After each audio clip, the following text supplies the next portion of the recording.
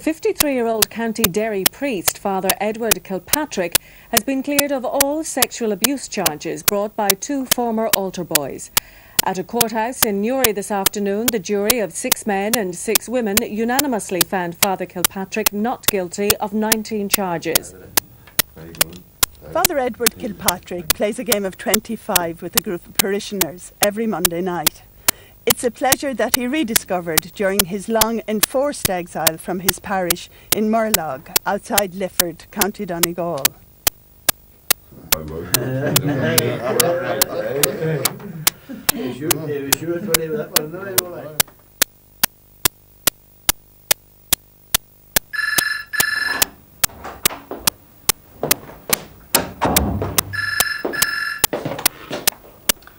Hello. The first time I heard of the allegations was when the then administrator of the diocese, Bishop Francis Lagan, phoned me here to this house and asked me to call and see him. Now, I had no idea what he wanted, but I wasn't too surprised that he was calling for me, because at that stage I was quite involved in a number of diocesan commissions, and I thought it was about some work that I was doing.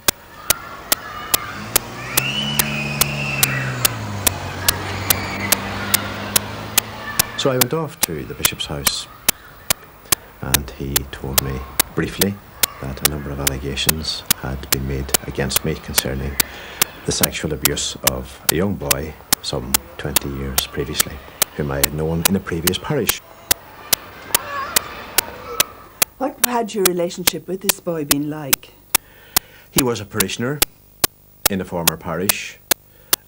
He eventually expressed an interest in the priesthood. I was instrumental in encouraging him and in helping him, and he went off to the seminary, and I had contact with him in the seminary, like any priest in any parish, encouraging vocation. The conversation between the bishop and myself was brief, and I left and came back here to the house. I drove back in a state of complete numbness.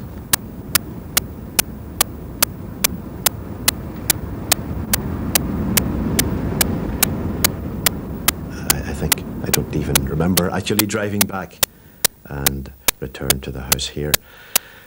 And the only person in the house was my housekeeper, and having been my housekeeper for a number of years, she knew immediately that there was some problem.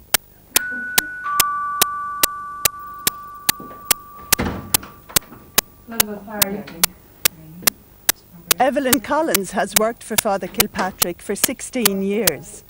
She was his housekeeper while he served in Steelstown, near Derry. That was the parish where the alleged abuse was said to have taken place. He told me somebody had made an allegation against him, and I was just dumbfounded. I couldn't believe. And like he felt that he was really in a state of shock. When the weekend I was told about the allegations, when I had time then to settle and to take the whole thing in, I knew then that these allegations were false and I had nothing to answer. I did sit down and look back at, you were talking about 20 years ago. I did sit down and I looked at my life. And I said to myself, my goodness, there's nothing, this is all a complete fantasy, complete fabrication. And I made up my mind then, this thing would have to be fought totally. In October '94, a new bishop was consecrated in Derry, Bishop Seamus Hegarty. Father Kilpatrick went to see him to discuss the allegations. Then in the new year, the bishop asked to see him again. He asked me, would I be prepared to accept a psychiatric assessment? I said I had no problems with that, but I first asked that he would acquaint me in writing with the details of the allegations. Sometime later, that document containing the written allegations was presented to me, and I was quite happy to accept a psychiatric assessment, and that was a copy sent to me, a copy sent to the bishop, and that brought us into the spring of '95.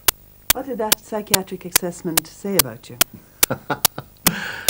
That psychiatric assessment portrayed me as a normal, heterosexual individual.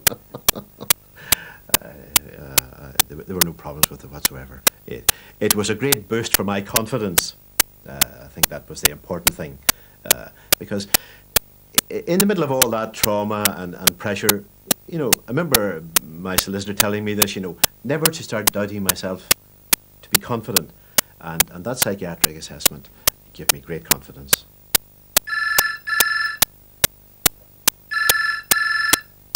At the beginning of October, I had another phone call, this time from Bishop Hegarty, asking would I come and see him. And he told me that if I wished, I could bring a friend with me. Now, the phone call sounded ominous, and I knew there was something very serious. So I contacted my solicitor immediately. He agreed with me that this sounded serious. So I went off to see the bishop with a friend of mine, who then informed me that a second person had come forward with allegations. At this stage, I was in a state of absolute shock. I didn't know how to react. I simply couldn't believe it. Couldn't believe it. The second individual who made the allegations, I couldn't recollect him. I had no recollection of him at all. And to the bishop, I denied the allegations, totally and absolutely. And then things began to move very quickly. The bishop at that stage indicated that I would have to leave the parish, and have to leave the parish immediately. Well, if the allegations were a shock, the thought of leaving the parish was simply the end of the world. Well, Maggie, are you up here now, Mary? When did you move up? Today just started. Leave Lifford today, just? Yes. Left Lifford. We're far better up here. Oh, far better. She was insistent that I would leave the parish. So I had to think, what was I going to do? You know, I was innocent, and I was going to proclaim my innocence, and I was going to fight these allegations.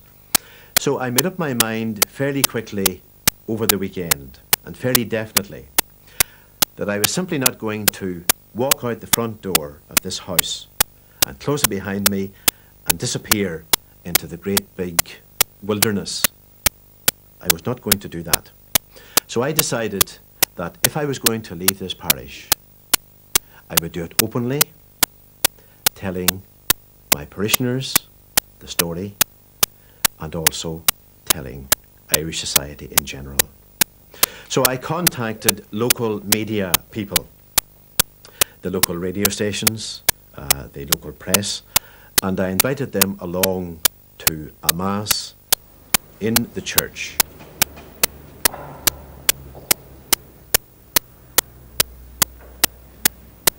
I knew all during the mass that I was making this statement, and the nearer it came, the more nervous I became, and the more bewildered I became. It was a very, very sad morning, you know, and it just was the end of something, and it was just unbelievably sad and traumatic, the whole thing. Father Kilpatrick categorically denies the unspecified allegations, which relate to a time he spent in Derry in the 70s. And while not directly critical of Bishop Hegarty of Derry, who he says told him he would have to leave Morlog, he said he didn't think any of the clergy were happy with the policy of the Episcopal Conference in cases like this. It was very difficult at the beginning, facing the people, you know, going out. Especially, I remember the first Saturday night went out to church, and you felt that, you know, all eyes were on you walking up the chapel. It was difficult at home for my parents, who really idolised a son, a priest, as we all did and still do. It was difficult for them because my father, a very quiet man, didn't say a lot about it. My mother would have talked a bit about it, especially to my sister and myself. But at times you go in maybe and you'd see her sitting, maybe a few tears, and she'll get over that again and chat about it. When I had been talking to the bishop about leaving this parish, the whole thing had happened so suddenly that there was nowhere for me to go. And the auxiliary bishop at that stage had been making inquiries about the possibility of somewhere for me to live. But there simply was nowhere. We had got nowhere. So when I actually left that front door of this house, I walked onto the street out there. I literally had nowhere to go. I wasn't going home. My parents were elderly. I wasn't going to inflict myself on them with all that was about to happen. I simply nowhere to go. I had made contact with a friend of my housekeeper's who had a brother living in London who owned a house in an area adjacent to a parish where I had worked for 10 years. So I made contact with this man in London and discovered that he was willing to rent me the house. My housekeeper came with me and decided that she would stay with me. So we were both paid by the diocese during the period that I was not working in the parish. She was paid her normal salary. And she looked after the house and looked after me, but she hadn't much to do. What was it like during the time when you were up in Glen Ely, in the wilderness, really? Yeah, it was very lonely and strange because, like, you're at a loose end and, like, you just didn't know what was happening. And, like, we had a lot of laity calling and a few priests, but, like, it was a very, very tough time. How did you manage? Well, I would be very involved in sport, so my sport kept me going, and my family and my boyfriend were a great rock for me to keep my spirits up.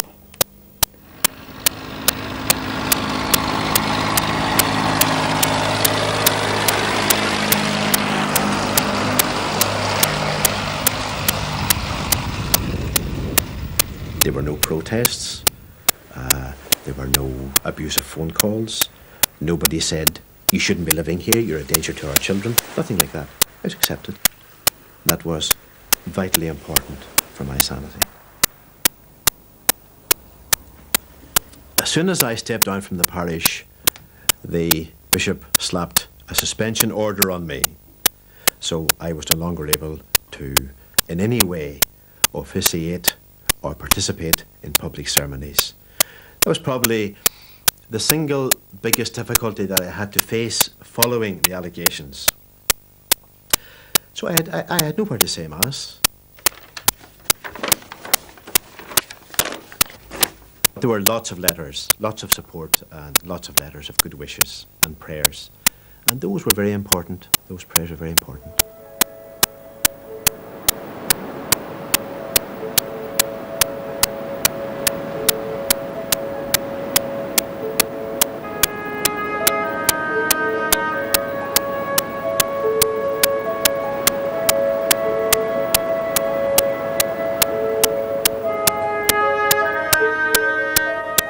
I think I was angry with everybody. I was angry with God because I had worked for over 20 years as a priest, and you know, I'm not saying I was the best priest in the world, but at the same time I don't think I was all that ineffective. So I was angry with him for you know, allowing this situation to develop.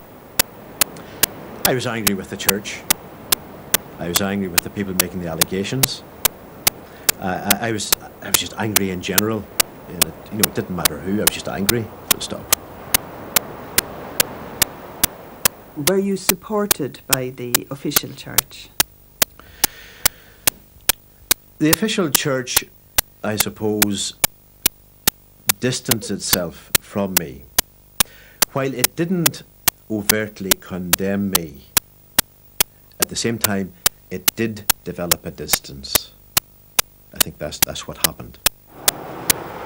Father Edward Kilpatrick went voluntarily to the RUC station at Strand Road early this morning. There he was formally arrested. At the same time, at the courthouse in Derry, a few parishioners from County Donegal gathered, among them Senator Paddy McGowan. It was a gesture of support. They were joined by a number of priests. I appeared first at Derry Magistrates Court in the middle of January. Was remanded there until Derry Magistrates in the middle of February, and then was remanded to the Crown Court in May of 1996. From May of 96 began an horrendous year for me because the court case became complicated. It got bogged down in so many things. There were so many messes by the Crown. It was just a living nightmare from now on. My legal team were obliged to make a number of applications for abuse of process as a legal term. Now, these applications were not of my doing or of my making. Eventually, after all these delays, the case was transferred out of the Derry jurisdiction altogether.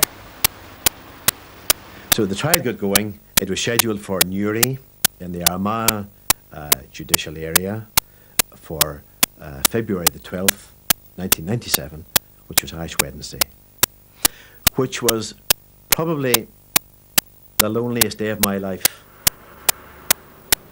That morning, I awoke in Newry and I went out for a walk because down a small road I had spotted a church.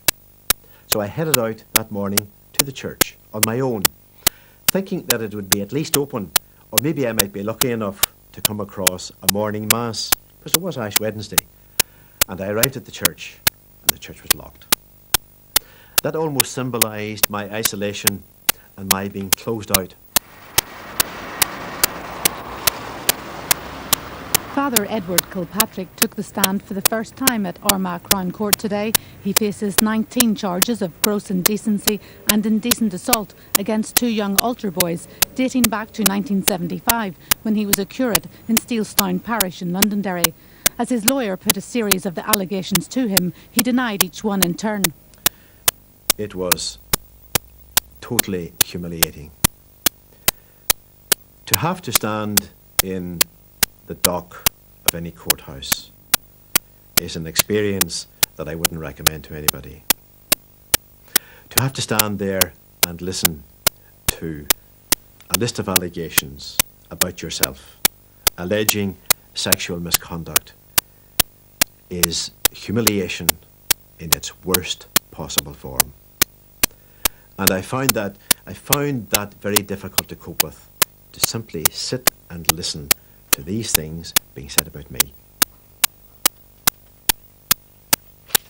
Did you look at your accusers? Oh, I did. I certainly did.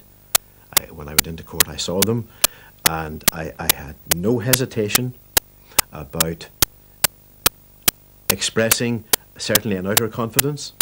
And while they were in the witness box giving their evidence, I looked at them and I took notes of what they were saying. And, after each session, my legal team and myself compared our notes, and I followed the trial minutely and in every detail. And the judge was concerned that I would do that. The priest said he denied the charges with all the strength he could muster, and he said allegations that he had abused one of the boys in the bathroom of St Eugene's Cathedral in Derry were absolutely ludicrous, and further claims that offences took place in the bogland near Balachi he called sheer fantasy. Did you come to understand at any stage why the allegations were brought? I thought about that a lot, naturally, during all those years. And I suppose it was a very vulnerable time for the church. I suppose it was the most vulnerable experience for the church in my times. So the church was very vulnerable, very open. There was a mood of hysteria about the place. The church had handled the early cases badly. The bishops at that stage, naturally enough, were out to protect the institution. So with that background and atmosphere, it wasn't too difficult for somebody to come along and make an allegation. Father Kilpatrick denied a suggestion from the prosecution that his affair with the older of the two boys broke up because he had been having an affair with his housekeeper, Evelyn Collins. The case continues. Sharon Hall, UTV Live at Armagh Crown Court. People made allegations about Father Eddie and myself supposed to have an affair, and then they put out that I was supposed to have it as a child and that Father Eddie was the father of it. It really hurt because there was no truth whatsoever, but like people believed it, and even went as far as when we were living in Glenaly. Like I played a lot of soccer, and I played for a team in Northern Ireland, and I had the football jerseys in the line. The football jerseys were white, and one lady went as far as saying that she knew it was true that I had a baby because she saw the nappies on the line. The nappies were in fact football jerseys, so it was very tough. Evelyn had been with me for a long number of years, and during the days in the wilderness and during the trial, she was with me all the time. She never wavered or left me, and went through an awful time herself. She paid a heavy personal price. She was a totally innocent person, living an independent life from me, working for me, and yet her life was caught up in this web of intrigue and conspiracy and deceit and lies. Finally, on May the 8th, 1997, came the verdict of the jury. And then the clerk read out the first charge and asked, "What is your verdict?" Not guilty. And I remember there was a gasp went round the courtroom that day, an audible gasp. And then the whole thing settled down again to the tension. And each charge was read out, all 19 charges were read out. And that foreman stood up each time and said, "Not guilty." And it was a unanimous not guilty, not a majority verdict, not a 10-2 or whatever it is, unanimous verdict. And on the 19th charge, not guilty, the court erupted, and the judge just asked for a moment of calm, and he just looked down at me and he said, "You and I have been part of each other's lives for quite some time, and even though we had never spoken to one another, yet there was a strange relationship between the two of us." And he adverted to that you know, I appeared before him on what, 23 different occasions. He said we've been part of one another's lives for quite some time. He expressed concern at the strain and the tension that I was under. He did. And he said he appreciated that. But he said also, which is very interesting, he said there may have been occasions when perhaps this trial could have ended. But he said this trial had to go the full way because you were a priest in the public domain. And he said if these allegations had not been faced fully, and if a verdict of not guilty had not been given, he said questions would have hung over you for the rest of your life. He said you have been judged, not guilty by your peers, and you're now free to go. That was it.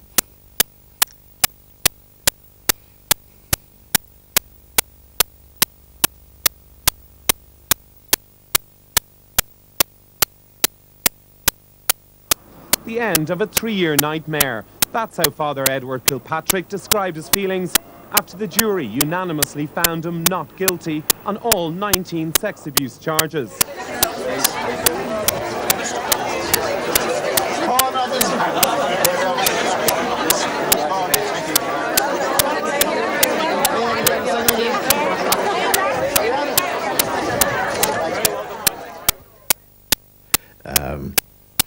I have no particular feelings towards them. They're not part of my life. They're in the past. They have their problems and they have their difficulties. And insofar as they have those problems and difficulties, I would have a certain sympathy for them. But They're of the past, they're in the past, I have no particular feelings or thoughts about them whatsoever. Good strong lemonade, that. Good strong lemonade, that. Strong. How do you know? You have to go on a diet, right? You have to go on a diet for the new year. You stay here for Christmas? Should be touring the world. Top concert halls. Top of the pops. Margaret singing. What about Margaret McNamee? Margaret, will you sing me song? No? That's our parish priest.